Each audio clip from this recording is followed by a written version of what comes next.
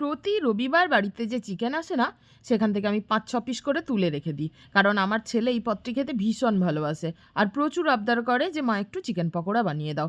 তবে হ্যাঁ, যেভাবে দোকানে পাওয়া যায় চিকেন পকোড়া সেভাবে কিন্তু নয়। দেখো কিভাবে বানাচ্ছি।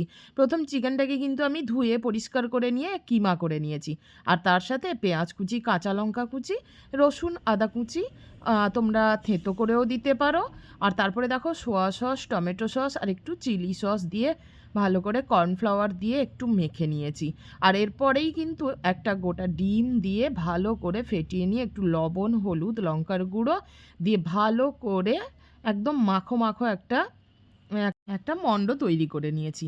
তারপরে দেখো ভালো করে কিন্তু একটা প্লেট ঢেকে আমি কিছুক্ষণের জন্যে রেখে দিয়েছি। কারণ ম্যারিনেট হওয়াটা অত্যন্ত জরুরি। তাহলে মাংসের মধ্যে মশলাটাও যাবে আর টেস্টটাও ভালো আসবে।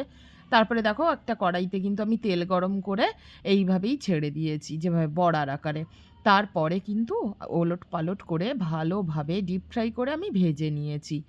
তোমরা চাইলে এখানে ধনেপাতাও ব্যবহার করতে পারো। আমার কাছে ছিল না তাই আমি ব্যবহার করিনি। কিন্তু ধনেপাতার ফ্লেভারটা এতে খুব ভালো আসে।